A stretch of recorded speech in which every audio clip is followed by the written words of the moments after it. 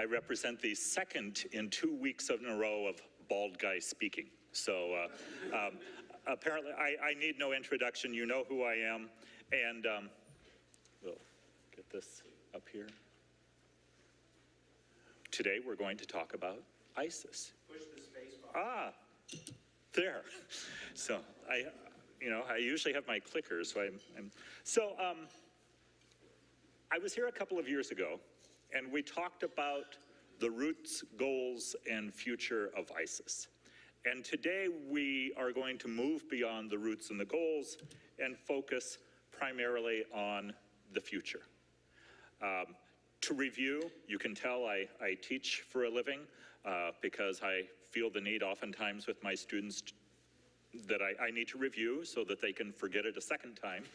And we start off with who is ISIS, and we locate them in a small minority, very small minority of Islam, kind of Wahhabist, Salafist, very traditional, very conservative. And if you can put conservative and radical in the same phrase, that would sum them up. So they are definitely not mainstream. Where do they come from? Well, considering where they are located currently, Iraq and Syria primarily, a lot of them come from Iraq and Syria. But they also come from other countries that are significant Muslim population-based countries. For example, Tunisia, Saudi Arabia. What we're going to see a little later on is that they do not just come from the Middle East. They do not just come from countries that we would assume to be primarily Muslim. They are not just Arab. In many ways, at least across parts of the Islamic spectrum, ISIS is fairly equal opportunity. In other ways, they are, of course, the antithesis of equal opportunity. What do they want? They want a theocratic state in the land of Islam. How they define the land of Islam is somewhat different from how others would consider the definition of the house or the land of Islam. ISIS would look at countries where there is a majority Muslim population. They would look at countries that had at one point been governed by a Muslim population. So, for example, we could look at places like Spain. We could look at parts of the Balkans. And ISIS would extend that even further now to say any country that has a critical mass of Muslims. For example, a number of European countries. However, that's probably not going to come to fruition for them because we're going to see that they are in fact losing the territory that they now hold. Consequently, they will probably not be expanding in the traditional sense of state. Can they be defeated? This is one of the big questions we'll be talking about, and the perfect political science answer is, it depends, or yes and no. So that's where we are. And then today we are back and we are asking primarily, what's next? We have a new administration. We know that there has been some success on the front against ISIS in in Iraq and Syria. Freudian slip there. We will see exactly where they're going to go from there. Now, the roots of ISIS, and the reason I return to this is because even if ISIS is defeated in Iraq and Syria, doesn't mean ISIS is going to disappear. And part of the reason for that is that the reasons that gave rise to ISIS are going to remain. We're still going to see a traditional Islamist, political Islamist thought that gives rise to the notion of a theocratic state. We are still going to have the vestiges of the old Al-Qaeda present in a number of countries which have helped to propagate that Islamist thought. We are going to continue to see the ramifications and the long-term effects of the Iraqi insurgency, which is going to continue in some shape or form indefinitely. We are going to continue to see the ramifications of the Syrian civil war, even if it nominally comes to an end. I can guarantee that what has occurred in the Syrian civil war is already giving rise to the next generation of extremists and terrorism. We have seen increased sectarianism around the world, which is going to further marginalize and peripheralize populations, which is going to cement the us versus them attitude, which is going to make religious and sectarian violence more likely in the future, and we are going to see the continued presence of marginalization, oppression, and corruption, not only in the Middle East, but in other countries that I'll refer to. So the great news for people whose livelihood depends on security and analysis of threats of this kind, you have job security. And for people like me, I can continue to have my sleepless nights as I try to keep up with what's going on in the world so I can give presentations like this, and I can continue to have my cases of wine delivered to my front door. So these are the roots of ISIS, and all of them are going to remain. Now, I return a little bit. We saw this last time I was here, the structure of ISIS. Clearly, one of the goals of the coalition is to eliminate Abu Bakr al-Baghdadi, the self-proclaimed leader of ISIS. He is still around. He still has his governors. He still has his leadership council. He still has his local leaders. But clearly, one of the desires of the coalition fighting ISIS is to eliminate the head of the snake. One of the things that we oftentimes forget is that even if you remove the person who we would consider to be the head of the snake, there is always someone ready to assume authority once that person has been killed. Additionally, if you will eliminate the leadership, the likelihood of, gosh, I'm trying to come up with a description that won't give me nightmares that includes like spiders and stuff. But you can just imagine, for example, the leadership of the group being eliminated and then all of these different parts, all of these different factions essentially scattering. And actually later on, somebody refers to that as essentially stepping on a ball of mercury, which I think we've probably all been taught we're not supposed to do anymore. And you have, even if you step on the big ball, you end up with all these other little balls going all over. That's going to happen as a result of two things. One, we're seeing it happen now. They're losing control of their territory, their actual state, if you will, territory in Iraq and Syria. So they're going to be scattering. That would be exacerbated by the elimination of the leadership. People would scatter. Scatter is not good. If we leave here today with one, I guess, thing in the back of our mind, the scattering of ISIS is not good. And I can guarantee the scattering of ISIS is going to occur. So that'll give you something to have nightmares about over the next few years. Now, this was the territory that ISIS controlled up until about a year to a year and a half ago.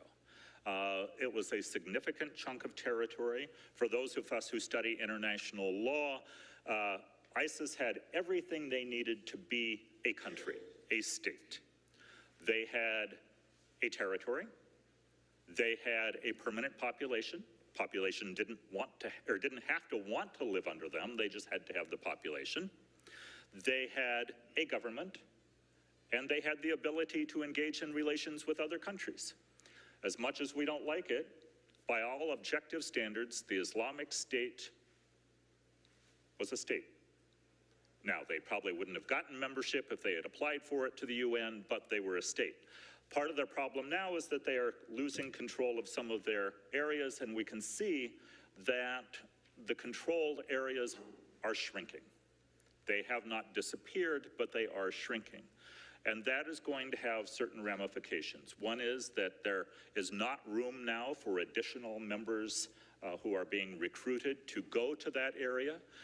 They are probably now making plans as to where they can go in both the near and long-term future. And it makes it more difficult for them to prosecute the battle in their own terms because they're going to be separated into smaller pockets, more difficult to supply, more difficult to defend. But that means that they'll probably just start engaging in the scorched earth policy that will result in even more destruction. When we look at where ISIS fighters have come from. And I had this up a couple of years ago, but we have now updated it.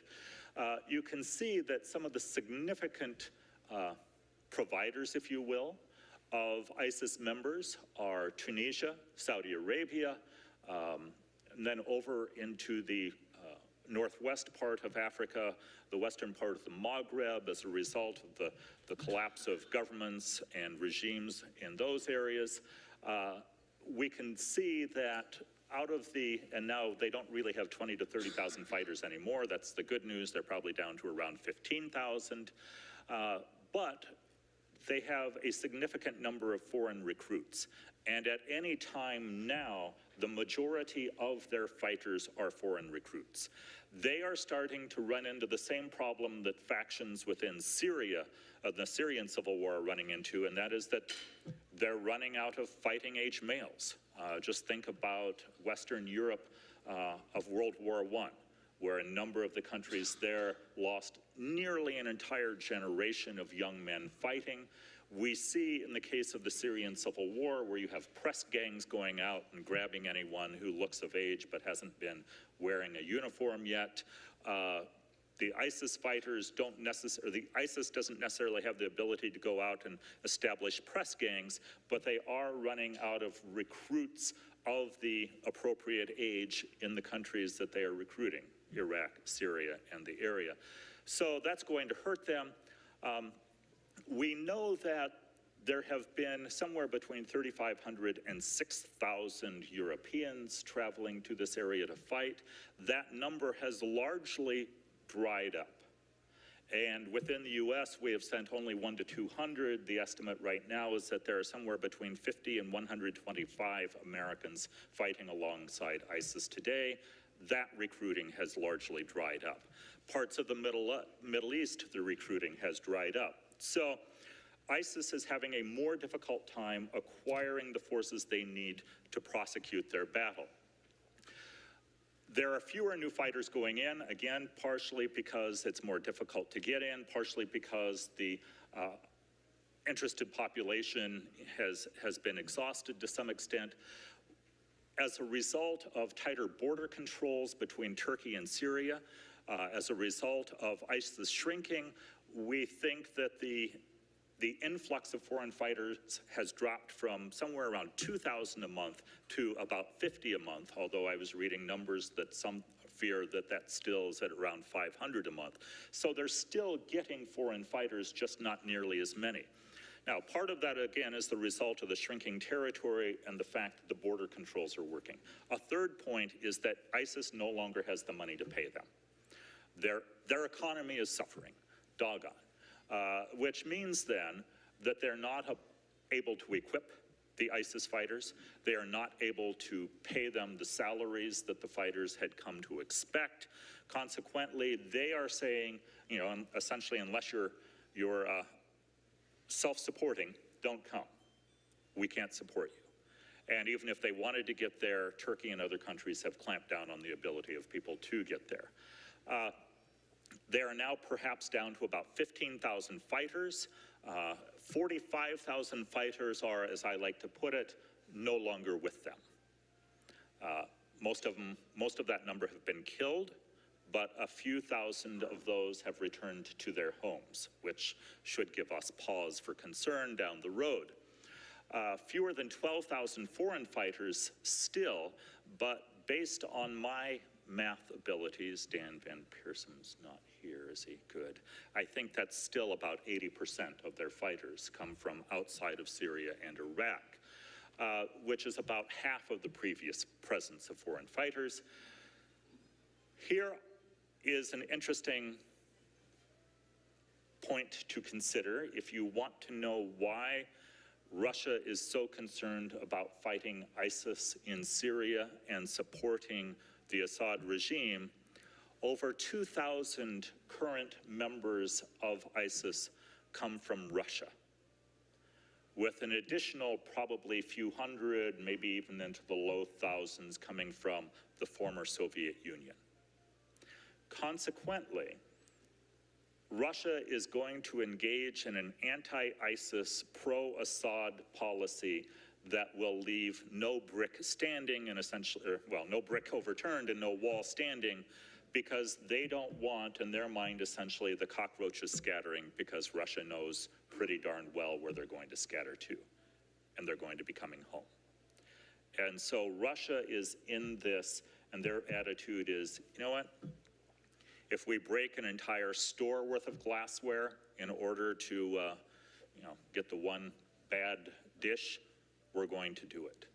And that means, however, that they are going to encourage a new generation of extremism and terrorism, and it will affect not only the region of the Middle East, but certainly Russia and other parts of the world as well. Some of the best fighters, and consequently those who have suffered the largest number of casualties, come from Chechnya.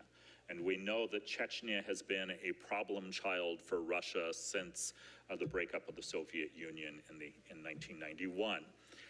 And there's good and bad to this. If you kind of do a cost analysis of it for the Russians, it's great that the Chechens are such good fighters and they're in the front lines and they're being pummeled, because it means more of the Chechen fighters are being killed and so won't be coming home. The bad part of this is the more Chechens who are killed there, and by what will appear increasingly to be by Russian bombs, it's going to upset Chechens who aren't there. And so there's going to be good and bad. Shrinking territory in Iraq and Syria, they have lost about a quarter of their territory and somewhere between 30 and 40% of their population. So that's going to have an effect on their ability to recruit. Again, stronger Turkish border controls, loss of strategic entry points, and the Iraqi forces, the Russian and Syrian airstrikes, the coalition airstrikes are having some effect. So we'll see. So is this meaning then the impending and inevitable end of ISIS? No. So, because then I'd be out of a job. I'd have nothing to teach about. I'd become a historian, which is great, be a historian, but. So, where would they go? Where wouldn't they go? And it was Malcolm Nance of a think tank who said it's like stepping on a ball of mercury. And I have likened it to playing whack-a-mole. So if you pound on the little mole right here, he's going to pop up over here. And if you smack him here, he's going to pop up over here. And depending how you smack the mole, you may just either make him more unhappy, or you may make his family unhappy and you end up with more moles. And consequently, we're not anywhere near the end. And I would say that as far as the effects go for European countries and possibly other Middle Eastern countries and perhaps even us, we're just getting started. Where are they likely to go? I would say watch Tajikistan. It is a country that fought a civil war after the breakup of the Soviet Union. It was an Islamist group who wanted to take over the government, secular forces backed by the Russians. The Russians still have army forces there. This place is ripe for Islamist activity. About 2 years ago, it'll be 2 years ago this April, the head of their special forces disappeared. He was a Russian and American trained special forces colonel, disappeared. Nobody knew where he went. In May, he released a video. He was with ISIS. He had defected from the Tajik army. He had taken his training from us and the Russians, his warfighting experience, and had joined ISIS. You can bet your bottom dollar, or Joe's bottom dollar, that he still has friends and co-conspirators in Tajikistan, and they're still unhappy. Afghanistan, they have already appeared in Afghanistan. I would expect them to appear in larger numbers in Pakistan. They have actually engaged in fights against the Taliban. Who'd have thunk? We may have to choose the Taliban at this point. Probably not. We may just arm both sides, but we can expect more ISIS in Afghanistan. in North Africa, both in the Maghreb, the Arab countries, and the upper tier, especially since Tunisia has been such a major provider of forces, we can expect a number of those forces to return to Tunisia. And Tunisia has attempted to transition to democracy. This is when countries are oftentimes unstable. So Tunisia frightens me. We know they're in Libya. We can also expect a very strong presence in the Sahel, which would be the upper part of the traditional African population right below the Maghreb, places like Mali, Central African Republic, across that area. They're going to be there in big numbers. In Europe, we already know they're there. And they're either going to be lone wolf actors who have been inspired by ISIS, they're going to be people who have been prepared by ISIS but told to stay in Europe, or they're going to be Europeans who are returning to Europe and ready to take the fight there because they're no longer able to fight in Libya, or excuse me, in Syria and Pakistan. Geez, I keep saying Pakistan, Syria and Iraq. See, I'm telling you, Pakistan is the place to watch along with Tajikistan. And then East Asia. Expect some there, especially in Indonesia, Philippines, elsewhere. Where are they now? These are places where we can count ISIS folks being present. Syria, Iraq, Libya, other parts of the Maghreb, Yemen. Thanks to the war that is being fought by many sides, many actors in Yemen, we can expect an increase of ISIS activity in Yemen. The Sinai, in the Caucasus region, Dagestan, Chechnya, Ingushetia, places where there are going to be strong Islamist currents opposing the Russians. I already mentioned Afghanistan, some concerns about West Africa, Nigeria, Gaza. Oddly enough, the Israelis and Hamas have a common concern, and that is ISIS in the Gaza Strip. However, if ISIS appears in any numbers in the Gaza Strip, it gives the Israelis cover to engage in more military activity, which will then encourage more extremism. Philippines and Europe. So, can they be defeated? Yes and no. We can, for the most part, eliminate their stronghold, we meaning not me, but somebody else, kind of the royal we, can eliminate their stronghold in Syria and Iraq, but they will take flight, they will regroup, and they will renew their battle elsewhere. Depending on the actions that are being taken by governments in their fight against ISIS in Iraq and Syria and elsewhere, and their policies domestically, we are sowing the seeds for future conflicts, for an ISIS sequel or new groups who are tapping into the discontentment that has existed for quite a while.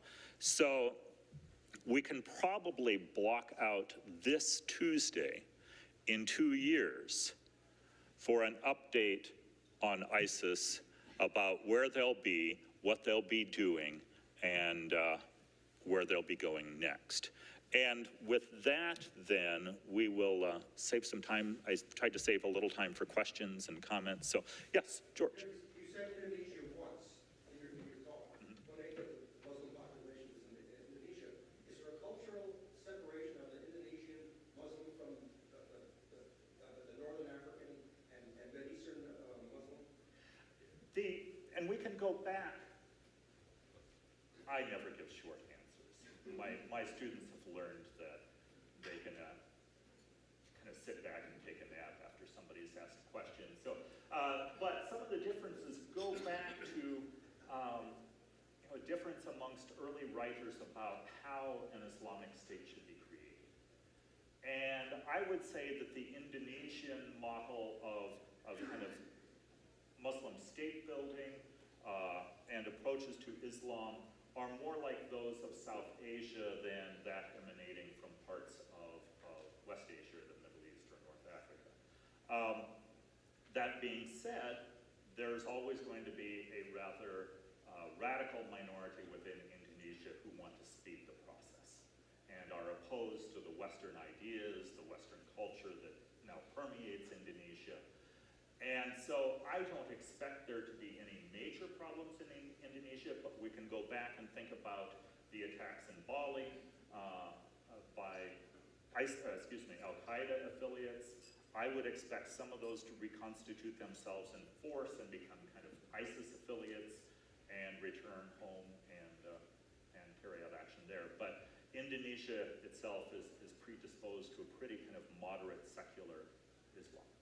Oh, one over here. Someone, Joe. If you believe the news reports, they would all say that the Russians are bombing freedom fighters rather than ISIS. What does your research tell you about that? That's how they started. They decided to go, and as we know in this country, political thinking, maneuvering, machinations can be quite wonderful things. Syria and the Russians went after non-ISIS opposition first, because they knew that if they could neutralize them, then they could get the rest of the world on board to go after the ISIS opposition. And they were essentially right. And that once they had eliminated, and they haven't quite done it yet, once they eliminated the non-ISIS opposition, then they could say, look, you're either with us or against us. You're either part of the war against radical terrorism, or you're not. And so what they did was essentially left ISIS alone for a while, and in some ways empowered them in order to go after the other forces first. And now we're starting to see the Russians especially starting to go after ISIS. But it was a long time coming. So, go ahead, a question? What is the appeal of ISIS to the populations where they're currently recruiting, or to these areas where you expect that ISIS will metastasize in the future? I would say that the first part goes back to marginalization.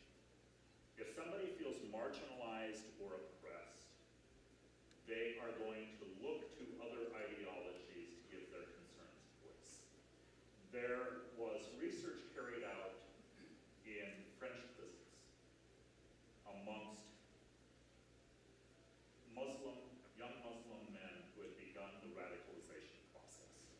Why did they engage in petty crime? Why did they then engage in radicalizing behaviors? And the answer was discrimination, marginalization. So in European countries, you can look at that marginalization aspect. In other countries, you can look, for example, at the corruption, at the oppression of their governments, or by their governments, and that is a wonderful recruiting tool. In a phrase that I may have inappropriately used in an interview one time, in the good old days of terrorism, when we were talking about leftist European groups, the best, and Latin American groups, the best places to recruit were essentially urban slums, because the people were very much marginalized, or college universities, where people were very idealistic, disappointed in the status quo, and wanted to do something bigger. And while you don't necessarily see the recruitment anymore in urban slums like you once did, you now see recruitment across the board. That notion of idealism and marginalization are incredibly important. Hey. I've heard it's been referred to as ISIS, or some refer to as ISIL. Yep. What's the difference between ISIS and ISIL? And that was the slide I deleted. There is no real difference. It is more kind of a semantic, old geographical difference. When we talked about ISIL, it was the Islamic State of Iraq and Levant, which was a larger area that took in Lebanon, maybe parts of southern Turkey, Syria, northern Palestine, northern Israel, northern Jordan. So that Levant was a larger geographical area. Or you would look at the Islamic State of Iraq and al-Sham, or Syria, which was essentially the same area. So it had a lot to do with, really kind of translation, geographical, historical aspects, but very little to do with, any difference in areas. Oh, the press is asking a question. Yes. Very quickly. Oh, that's. Can you comment at all at what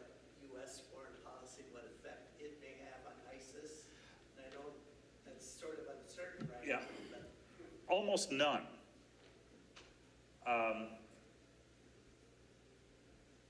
For example, I mean, clearly the stated goal of the Trump administration with the recent executive order is to prevent radical Islamism from appearing in the United States.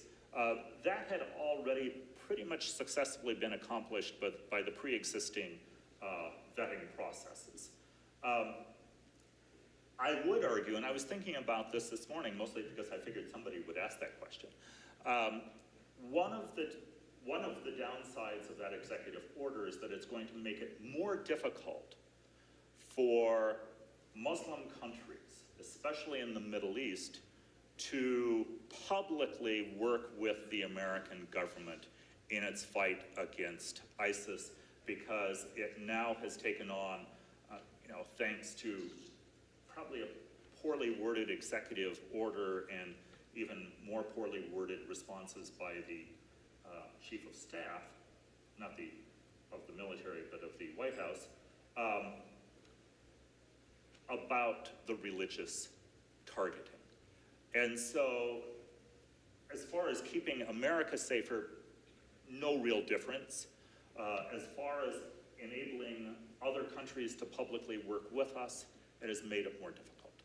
And American foreign policy and its battle against ISIS is probably at the grassroots or at the ground level not going to change a whole lot. The pronouncements will be different, but for the most part, things will go on as they were.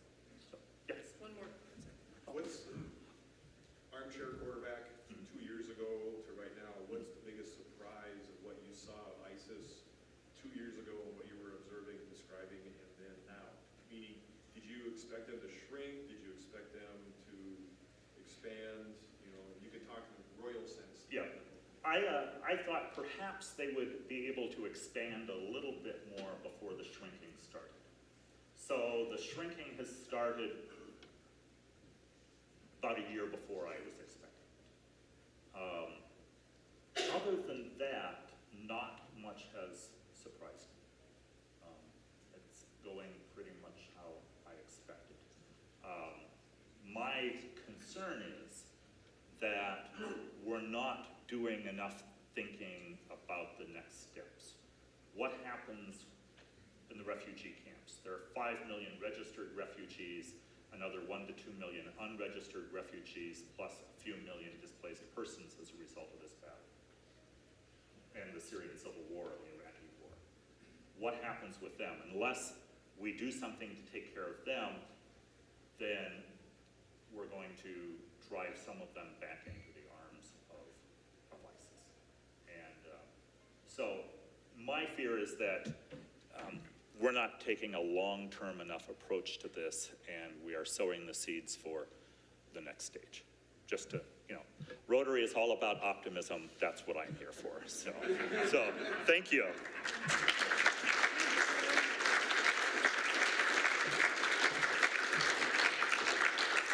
Thanks, Tim. Always informative. I know we've just got to get people back, but I'm sure he'd be happy to sit here and answer more questions if you guys had